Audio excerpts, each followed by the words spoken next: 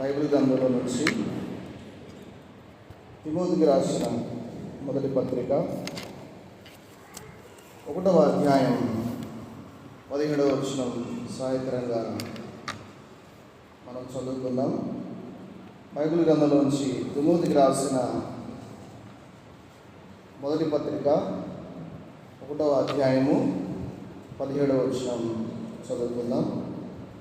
సకల యుగములలో రాజై ఉండి అక్షయుడును అదృశ్యుడునగు అద్వితీయ దేవునికి ఘనతయు మహిమయు యుగ యుగములు కలుగునుగాక.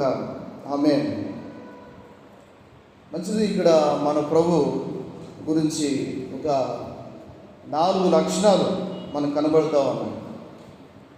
సకల యుగములలో రాజై ఉండి అక్షయుడును అదృశ్యుడునగు అద్వితీయ దేవునికి అని మనం చూస్తూ ఉన్నాం. రెండవది అక్షయుడు. పిల్లరా, మన ప్రభు అక్షయుడు అనగా మరణము లేనివాడు అని అర్థం. అక్షయుడు అనగా మరణము లేనివాడు. రెండవది క్షయము కానివాడు అంటే కుళ్ళిపోనివాడు. సర్దిపడతామంటారు కదా. క్షయము కానివాడు, కుళ్ళిపోనివాడు. అలాగే నిత్యము ఉన్నవాడు అని అర్థం అక్షయుడు అనగా.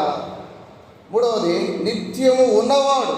పిల్లరా, యేసుక్రీస్తు నిన్న నేడు రేపు అలా ఏకరీతిగా ఉన్నవాడు.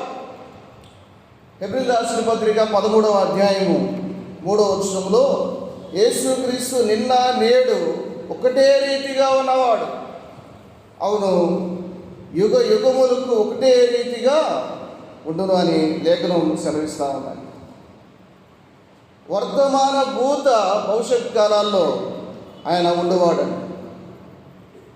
అక్షయుడు అన్న పదానికి మరొక అర్థం ఏంటంటే మలాకీ గ్రంథం 3వ అధ్యాయం 6వ వచనంలో ఆయన మార్పు లేనివాడు అని చెప్పబడింది. ఆయన మార్పు లేనివాడు. పిల్లరా, అక్షయుడు అనగా మరణం లేనివాడు, అలాగే క్షయము కానివాడు, నిత్యము ఉన్నవాడు, మార్పు లేనివాడుగా మనం చూస్తూ ఉన్నాము. మన ప్రియ ప్రభు ఆయన మార్పు లేనివాడు, మార్పు లేని యేసుక్రీస్తు. ఆయన గుణగుణాలు మార్పు లేనివి. ప్రియులరా, ఆయన వాగ్దానాలు మార్పు లేనివి. వాగ్దానం ఇచ్చి ఆయన నెరవేర్చేవాడు. వాగ్దానం ఇచ్చి ఎంత మాత్రం కూడా ఆయన తప్పనివాడు. ప్రియులరా, ఆయన సాటి లేనివాడు. అంత గొప్ప ప్రియ ప్రభు మనందరి పరిస్థితిని గమనించి మానవుని యొక్క స్థితి మనం ఆలోచన చేస్తే 53వ అధ్యాయం యెషయా గ్రంథం 53వ అధ్యాయము 6వ వచనం సహాయకరంగా మనం చదువుకుందాం. మనలో ప్రతివాడును తనకిష్టమైన త్రోవకు తొలిగాను అని మనం చూస్తూ ఉన్నాం. మనందరము మనకిష్టం వచ్చినట్టు మనం తిరిగేవారు, మన మార్గాలు చెరిపివేసుకునేవారు. పిల్లరా, మన ప్రభు అయితే ఆయన అక్షయుడు, మార్పు లేనివాడుగా ఉన్నాడు. మనమైతే మాట వినని మానవులుగా ఉన్నాం. మనకి ఇష్టం వచ్చినట్లు మనం జీవిస్తూ ఉన్నాం. ఒకప్పుడు మన మార్గాలన్నీ చెరిపివేసుకున్నవారం దేవుని వాక్యం సెలవిస్తూ ఉంది. పాపములు చేతును అపరాధములు చేతును చచ్చిన వారం. పిల్లరా, అంత మాత్రమే కాదు, కానీ దేవుని ఆజ్ఞను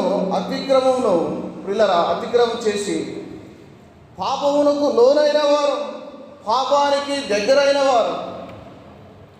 పిల్లరా, రోమిలికి రాసిన పత్రిక 6వ అధ్యాయం 23వ వచనంలో మన స్థితి చివరికి ఎలా ఉందంటే పాపం వలన వచ్చు జీతము, అక్కడ మరణం.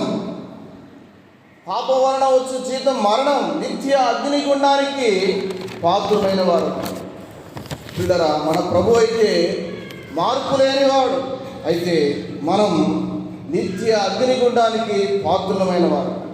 అయితే అలాంటి పరిస్థితిని గమనించిన దేవుడు, ఆ మార్పు లేని దేవుడు, అక్షయుడు మనందరి నిమిత్తమై రక్తమాంసములు లేనివాడు, ఆకారము లేనివాడు, నిరాకారము కలిగిన దేవుడు మనందరి నిమిత్తమై ఆయన రక్తమాంసాలు ధరించుకొని వచ్చాడు.